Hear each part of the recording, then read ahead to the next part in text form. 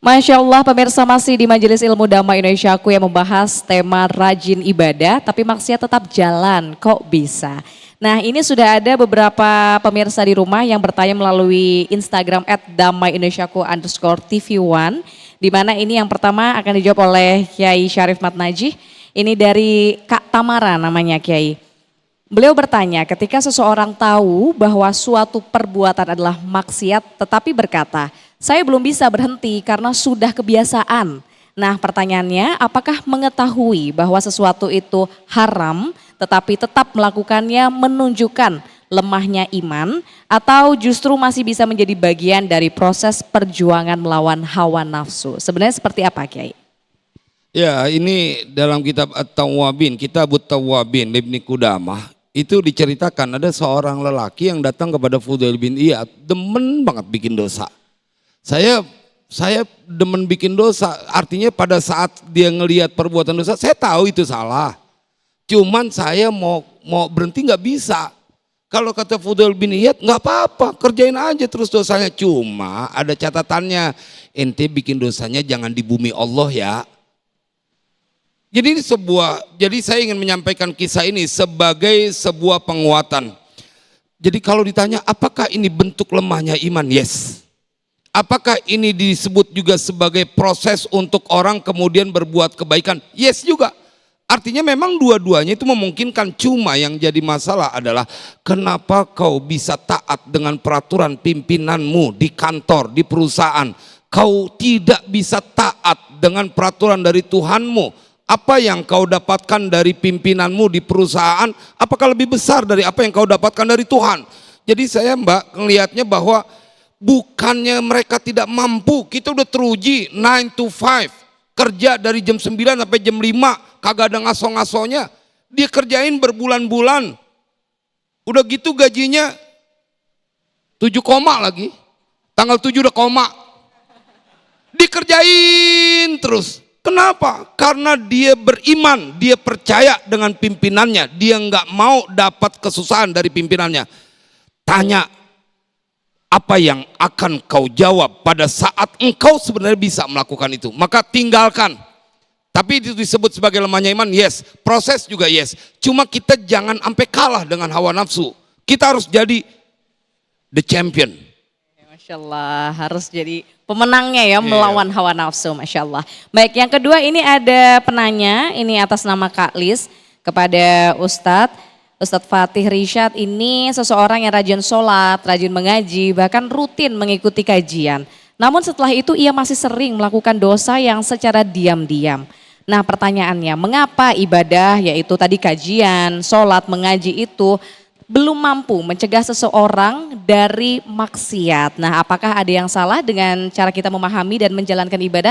Karena bisa jadi seseorang ini malu ya Ustadz ya, udah sering sholat, ngaji, tapi ternyata belum bisa meninggalkan maksiat. Silahkan Ustadz. Sudah barang tentu instrumen-instrumennya pasti nggak lengkap. Saya ulang dari awal, kita awali dengan circle kita, lingkungan kita, tempat bergaul kita, komunitas kita, mujalasatus sholihin, berkumpul sama orang-orang soleh. Kalau sudah berkumpul sama orang-orang yang soleh, paling enggak ke bawah. Kalau udah sholat dikerjakan, tapi circle-nya masih circle duniawi, hedon, masih suka dugem, itu dia STMJ. Dari awal kita, maka giring kita punya diri kepada lingkungan yang baik. Karena law of nature, hukum alam, lingkungan akan membentuk karakter. Setelah itu kaji, mengkaji. Dari mulai syarat-syarat sholat, rukun-rukun sholat. Bagaimana tidak? Rasulullah ketika melihat sahabat sedang berwudu untuk sholat asar, Rasul teriak dalam kitab Bulughul Maram yang dinukil oleh Syekh Ibnu Hajar Al-Asqalani, wail lil aqab minan nar. Sahabat, hati-hati, ada kaki ente di neraka jahanam. Ini hadis sahih, saudara. Sahabat gerendengan nanaonan eta teh. Setelah kelar wudu, sahabat nanya kepada Rasulullah, ya Rasulullah, Apa yang salah? Kita uduk pengen sholat.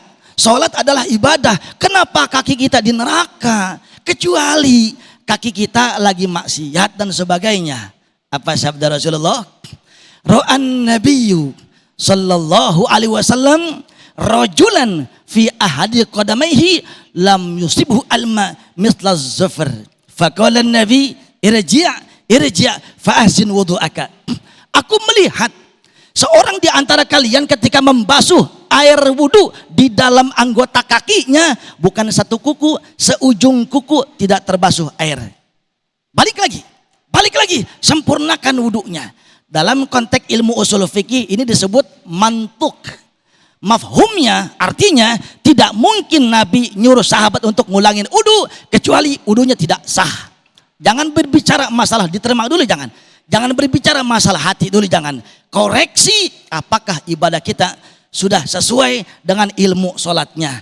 Maka setelah sholat dipelajari ilmunya, terus hati baru kita benahin. Jangan iri, jangan dengki. Sekalipun saya paling suka tuh tridengki. Masya Allah. Oh iya, I'm so sorry. Iya, Masya Allah, itu dia tadi jawaban dari Ustadz Fatih Rishad dan juga tauziah dari Ustadz maupun Kiai Haji Syarif Matnaji.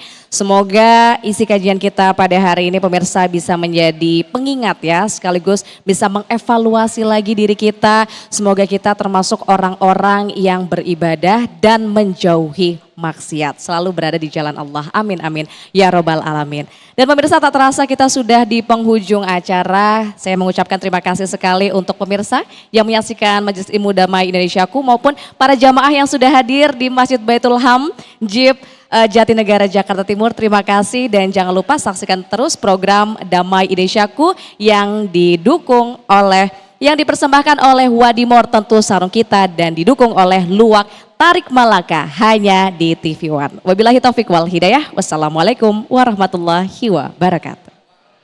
Kita berdoa, kita angkat kedua tangan kita. Bismillahirrahmanirrahim. Alhamdulillahi rabbil alamin. Hamda syakirin.